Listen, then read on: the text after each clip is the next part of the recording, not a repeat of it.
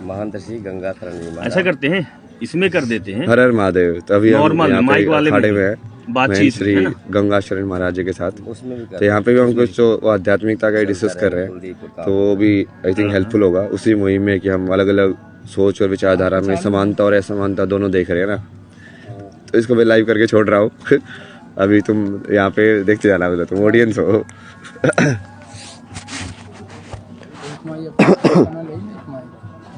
एक है चला तू। मैं 1 मिनट में आ गया महाराज जी। हाँ चल पकड़ चलाओ फिर उसको बनाओ। पूछ चालू कर। ऑन है ना? धीरे कर।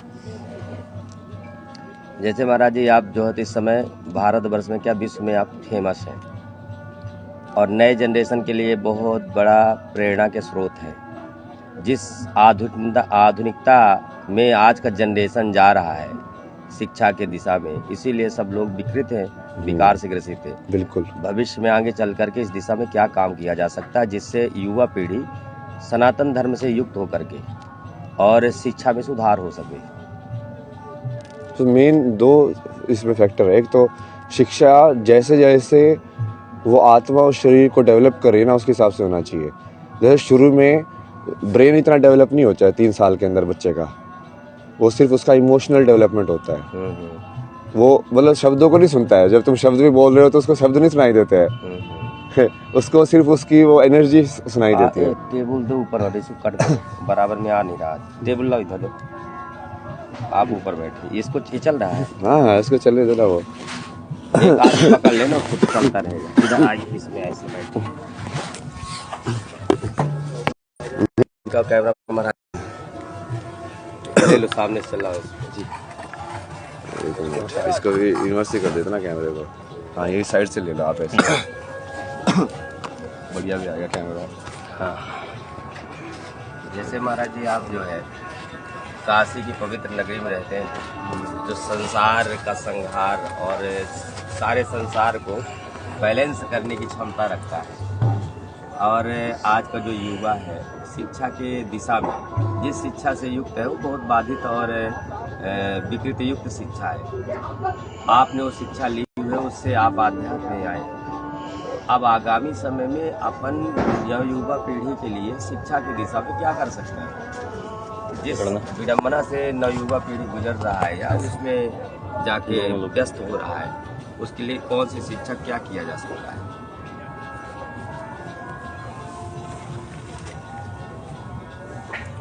मेन तो जैसे मैंने पहले ही बोला था भैया कि खुद को जानना वो जरूरी है। तुम अपने तंत्र को नहीं समझोगे, जिस तंत्र या मशीन के अंदर तुम आए हो, आत्मा ने प्रवेश लिया है। जैसे वो आत्मा यदि कुत्ते के शरीर में जाएगी तो कुत्ते का तंत्र समझेगी ना कैसे कैसे काम करता है। बट तुमने अपना तंत्र, इंसान का तंत्र नहीं समझा पूरी तरीके से। तुम्हारी शिक्षा के अंदर तुमको सिर्फ बाहर वाली चीजें सिखाई गई, इसलिए उसकी वजह से ये सारी ये विकृतियाँ आ रही है। क्योंकि हम लाइक नशे में या बेहोशी में बहुत सारी चीज़ें कर रहे हैं जिससे हमें समझ में नहीं आता कि हम ये मूवी देखेंगे तो इससे हमारे विचारों पे क्या प्रभाव पड़ेगा, यदि हम ऐसे बात करेंगे तो विचारों पे क्या प्रभाव पड़ेगा। नहीं, लेकिन जो तंत्र, जैसे आपने तंत्र शब्द युक्त किया, तो तंत्र शब्द का मतलब ये तंत्र को समझेगा कैसे आज का जनरेशन? क्योंकि वो शिक्षा और इस विद्या से तो बहुत परे है वो। क्योंकि तंत्र जो समझना है, जैसे आपने कहा, और अपने को भी कुछ उस दिशा में नॉलेज है, तो तंत्र, जैसे तंत्र एक योगिक क्रिया भी होती है, तंत्र एक साधना भी होती है जिसमें मंत्र सिद्धि कर करके तंत्र के माध्यम से लोगों को चमत्कार दिखाते हैं या कोई भी शक्ति भेज करके उसको डिस्टर्ब करते हैं। तो तंत्र के कई प्रकार है ना, तो किस तंत्र की आप बात कर रहे हैं? मैं तो उस तंत्र की जो जैसे यूज होता है ना, लोक तंत्र, तो वहाँ पे तंत्र शब्द कैसे यूज होता है कि एक व्यवस्था, या जैसे हमारा शरीर भी एक व्यवस्था है, एक पर्टिकुलर टाइप से वो सेल्स या ऊर्जा बोल लो, वो उसको इकट्ठा किया गया है तो सारा शरीर चल रहा है एक बढ़िया तरीके से।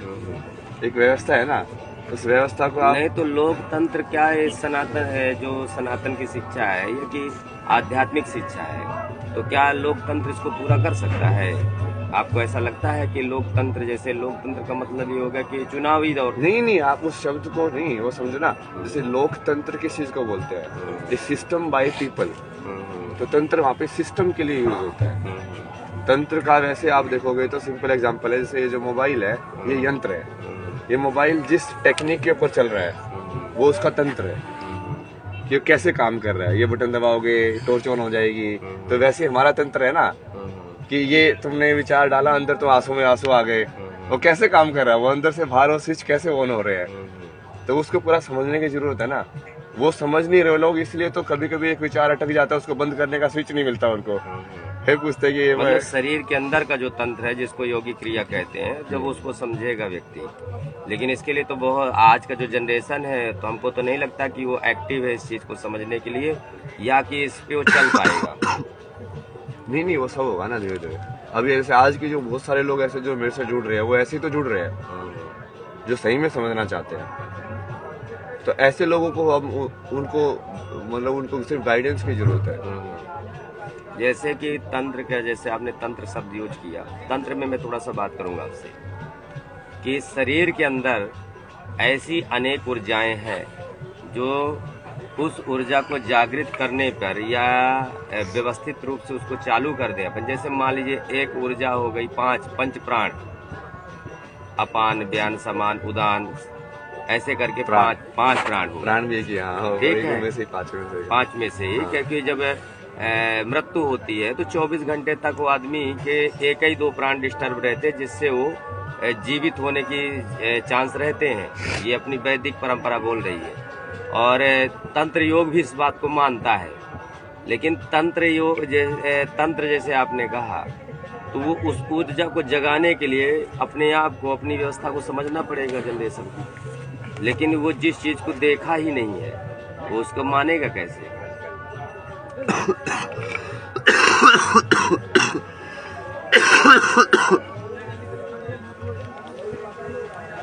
इसीलिए तो हम विज्ञान और आध्यात्मिकता को एक करें ना, कि उसको मानने की जरूरत ही नहीं है। हम तुमको दिखाएंगे कि वही चीज विज्ञान है,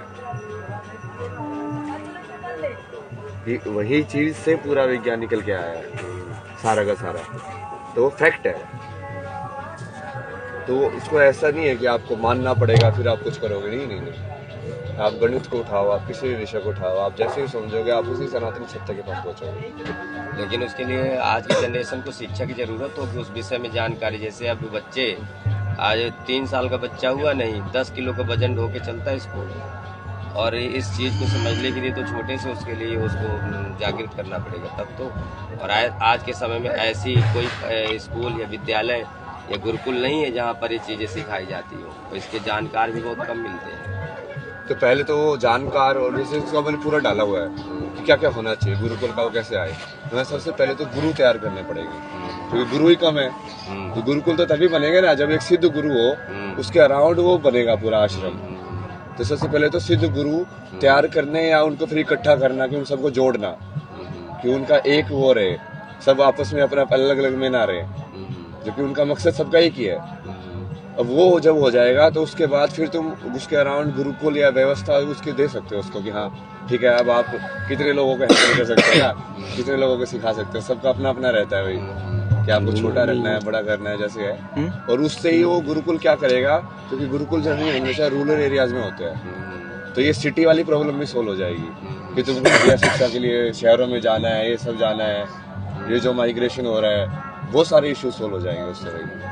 तो वो पूरा का पूरा आप जो बोले ना अभी सिखाया नहीं जा रहा, तो वही था ना, वो सिखाएंगे ना उसको पूरा। वैसे सिलेबस वगैरह भी मैं रेडी कर रहा हूँ, लगे कि एग्जैक्टली क्या क्या होगा सिखाने के लिए। अब देखिए दूसरी समस्या अपने देश में, सनातन धर्म हिंदू समाज में सबसे बड़ी समस्या ये है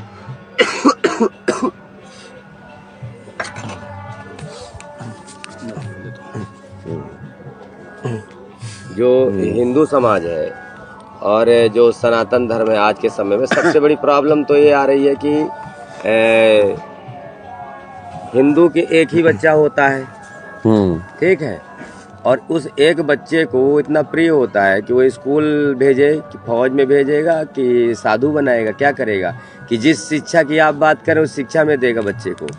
नहीं वो शिक्षा अलग नहीं है ना, यही तो मैं बोल रहा हूँ। अभी तो जैसे लोग सोचते हैं ना कि गुरुकुल में भेज दिया तो ये वेद पढ़ेगा, बट ये नौकरी कैसे करेगा।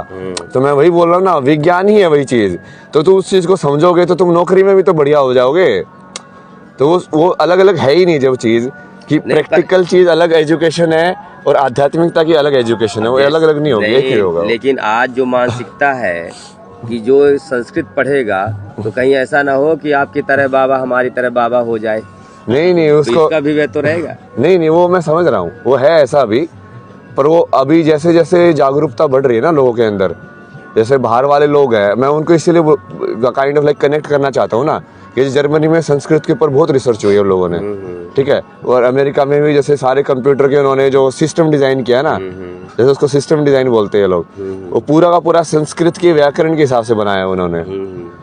तो अब ये चीज जो भारत वालों को बोलते हो तो वो हंसी मजाक उड़ाते हैं, लेकिन हाँ तुम सनातनी कुछ भी बोलते हो, हमने पहले विमान बनाए थे, हमने ये भी कर दिया था, ऐसे ही फेंकते रहते हो कुछ भी।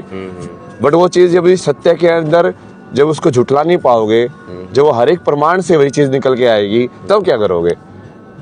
तब उसको बोल नहीं सकते ना कि आप ये चीज ना नहीं होनी चाहिए, क्योंकि तब आपके पास भागने का कोई औचित्य नहीं है। लेकिन शास्त्र ये कहते हैं कि कलयुग के चतुर्थ चरण में धर्म और धर्म से संबंधित ज्ञान ये नष्ट हो जाना है, और हम लोग किस दिशा में काम करने जा रहे हैं उसको जागृत करने में। तो आपको क्या लगता है कि कलयुग का प्रभाव या कि हम लोग जीतेंगे? कौन? नहीं जीतेंगे तो हमें, कृष्णा ही जीता ना हमेशा, जीता तो कृष्णा ही है। लेकिन कलयुग कहते हैं, शास्त्र कहता है आयम तो युग धर्मो ही वर्तते कस्य दूसरम। जो युग का धर्म होता है वो धर्म नहीं छोड़ता। जैसे आम में खटास होती है, शक्कर में मीठापन होता है, उसको कहीं भी डाल दीजिए तो वो उसका अपना धर्म नहीं छोड़ता, खट्टा खट्टा ही रहेगा, मीठा मीठा ही रहेगा। हाँ, ये बिल्कुल सही आपने पकड़ा धर्म का। मैं लोगों को बहुत बार समझाता हूँ कि धर्म का मतलब है कि अपने प्रकृति के हिसाब से वो चीज हो जाना। जैसे सूर्य का धर्म है सूर्य होके रहना, है ना, कि वो बस उसका चमकना है, गोल गोल घूमना है, वो उसका धर्म है भाई। यदि वो वैसी चीज नहीं करेगा तो बाकी चीज संतुलन में चल ही नहीं पाएंगी। तो हर एक चीज दुनिया के अंदर अपना अपना धर्म निभा रही है, उसी चीज को तो समझना ना। अभी तो जैसे धर्म हम क्या बोल रहे लगे, हम सोचते हैं कि किसी परंपरा को फॉलो करना धर्म होता है, ये पूजा नहीं की तो मैं धार्मिक नहीं रहा। वो चीज तो थी ही नहीं। वो असली जो आध्यात्मिक का जो जवाब है उसको समझने वाले कितने कम लोग हैं। बट वही कोशिश है ना कि बार बार जैसे लोग पूछते रहते हैं, बहुत लोगों को मैंने समझाया कि धर्म का असली मतलब ये है, सनातन धर्म जिसके बात कर रहे हैं वो चीज को समझना है। जिस तरीके से ब्रह्मा ने सृष्टि की संरचना की है, उन चीजों को समझना है। तो उन चीजों को समझोगे तो विज्ञान भी वही है और आध्यात्म भी वही है। लेकिन अब आप ये बताइए, जैसे एक गार्जियन अपने बच्चे को जैसे अच्छा एजुकेटेड कर दिया, जो आज की शिक्षा पद्धति है, ठीक है, अब उस जनरेशन को अपन इस आध्यात्म में कैसे लाएंगे? बहुत कठिन काम है। जो आदमी आध्यात्म में नहीं लाना, आध्यात्म और विज्ञान को एक कर देना है ताकि वो अलग अलग रहे ही ना। लेकिन जो पीछे युवा उस चीज को पढ़ चुका है तो वो कैसे उससे वंचित हो पाएगा? उसको कनेक्ट करा देंगे कि तू अभी तक ये पढ़ा है, देख इससे आगे आगे यदि इसको ऐसे ऐसे कनेक्ट करेगा तो तेरा भी यही आध्यात्म वाला वो बात जो तूने पढ़ी है वो सेम ही है। लेकिन वो कैसे फील करेगा? हर व्यक्ति की क्षमता नहीं है कि आपकी तरह उसको फील कर जाएगा। चलिए बाबा जी, ठीक है, वो नहीं भी कर पाएगा, वो तो कर्म है ना सबका। कुछ पूछ रहे हैं? पूछ अब ये रहे कि हमारा सौभाग्य है कि दो महाराज, दो गुरु हमारे साथ बैठे हुए हैं, और हम इस समय प्रयागराज में है, जो महाकुंभ का आगाज हो चुका है। संगम नगरी के तट पर माँ गंगा के किनारे आप भी बैठे हुए हैं, मठ लगा हुआ है, शिष्यों का आना जाना होना है, महाराज जी भी है। कोई IITN बाबा बोलते हैं, कोई बोलता है कुछ और, कोई यूरोस्पेस की बात करता है, लेकिन ये कल की बाबा है। अब सवाल ये है कि हम इस महामंथन में हैं, इस महाकुंभ में हैं। महाकुंभ सनातन का महाकुंभ है, धर्म का महाकुंभ है, सत्य का महाकुंभ है, और शिव के हर कोई उपासक है। एक शक्ति की तलाश में हम यहाँ बैठे हुए हैं। बाबा जी, आपको क्या लगता है कि वो शक्ति की तलाश हम कितने शिद्दत के साथ कर रहे हैं? कैसे हम अपने आप को बदल रहे हैं? कैसे हम तलाश रहे हैं उसको? देखिए क्या है कि जैसे हम इसको प्रचलन में कुंभ जानते हैं। हाँ। कुंभ का महत्व कोई नहीं जानता। हाँ। कुंभ की भूमि में नहीं है। हाँ। हम साधना की भूमि में है, और साधना मतलब किसी शक्ति की उपासना। शक्ति की उपासना शक्ति के गोद में ही हो सकती है। जैसे माँ का प्रेम केवल माँ की गोद ही महसूस करा सकती। पिता भले अबोध बच्चा होता पर वो जान जाता है कि हम माँ के गोद में है कि पिता के गोद में है, ठीक है। तो शक्ति की उपासना केवल माँ के गोद में, शक्ति की ही गोद में हो सकती है। हाँ। तो ये साधन, ये जो कुंभ का वातावरण चल रहा है ना, प्रदर्शन चल रहा है, ये कुंभ उस प्रकार से नहीं।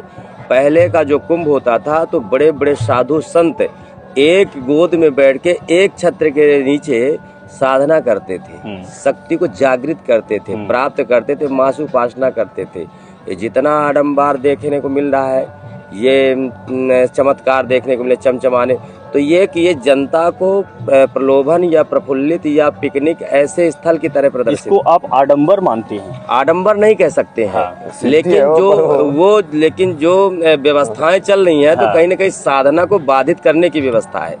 मतलब सिद्धियों के बीच में नहीं अटकना चाहिए ना। सिद्धियों में जो अटक गया वो फिर वो शून्य तक नहीं पहुंच पाता है। तो यदि तुम किसी की सिद्धि देख के ही उसे इम्प्रेस हो गया कि हाँ इसको ऐसा करना आता है, ये कर सकता है, तो वो फिर तो कर सकता है ना, वो नहीं करने वाली स्टेज पे नहीं पहुंचा ना। नहीं करने वाली स्टेज पे आएंगे ना शिव। तो क्या शिव के उपासक, शिव की भक्ति शून्य तक पहुंचना है? और उस शून्य को कैसे डिफाइन करेंगे? शून्य क्या है? जिस शून्य की बात हर कोई करता है, कल की महाराज करते हैं। नहीं, वो तो बहुत बार हो गया ना डेफिनेशन, इसको बंद ही करते हैं ना, अभी हो गया ना। और कोई शिक्षा के ऊपर बात करे तो बेटर थी ना वो। हाँ, शिक्षा के देखिए, जैसे आपने शून्य कहा, शून्य शरीर के अंदर है। जैसे जब महाराज जी ने जैसे कहा कि अब हम तो महाराज ही कहेंगे, क्योंकि सब भगवान का उपासक महाराज ही होता है, ठीक है, वो किसी भी वेश में किसी में हो, दुनिया क्या कहती है उससे फर्क नहीं पड़ता है। अपने सिद्धांत, जैसे कोई भी वस्तु अपना धर्म नहीं छोड़ती है, ऐसे ही हमें अपना धर्म नहीं छोड़ना चाहिए। कौन क्या कह रहा है उससे कोई फर्क नहीं पड़ता। हम जिस रास्ते पे चल रहे हैं, जिसकी प्राप्ति की बात कर रहे हैं, तो वो उसकी प्राप्ति शून्य, जैसे आपने कहा, शून्य शरीर के अंदर ही। जैसे अब शरीर के अंदर 7 चक्र है, जिनको आप यूट्यूब वगैरह बहुत से सोशल मीडिया में वो चल भी रही, लोग उनको ध्यान नहीं देते, लेकिन कहीं ना कहीं वो 101% सत्य चीजें बनी हुई है। लेकिन उस तरफ जाना, उसको फील करना। हमारे जो 7 चक्र हैं, मूलाधार जो चक्र है, मूलाधार में शून्य होता है, जहाँ से हम मल त्याग करते हैं, शरीर के अंदर वो शून्य है। जब वो चक्र जागृत होता है तो मूलाधार में गुदा स्थान में चारों तरफ हल्का हल्का तेल होता है। प्राण के जो शरीर की जो संरचना है और शरीर का जो एनर्जी है, उसी मूलाधार, वो घड़े की तरह होता है। शरीर की जो एनर्जी उसी मूलाधार में बसी रहती है, मतलब जाके गड़ी रहती है। जब हम किसी तंत्र की, जैसे महाराज ने कहा तंत्र की व्यवस्था, तो तंत्र शरीर में, क्योंकि उन्होंने फील किया है उस चीज को, तो लोगों को जब बताएंगे, जो जानता नहीं तो ये कहेगा पागल है। इसलिए क्योंकि उससे बहुत दूर की चीज है, बहुत दूर की चीज है, उस चीज को जाना, उस जगह पे जाना, ठीक है।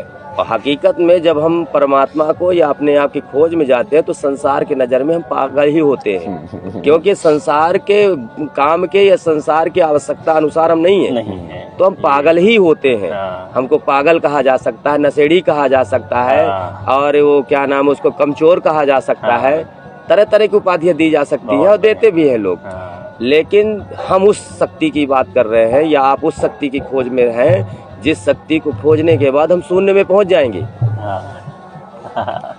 मूलाधार। लेकिन जो मलाशय हो गया और मूत्रेंद्रिय हो गई, ये जो 2 इंद्रिय, उसी के बीच में प्राण होता है, और 2 चीजें जागृत रहती है।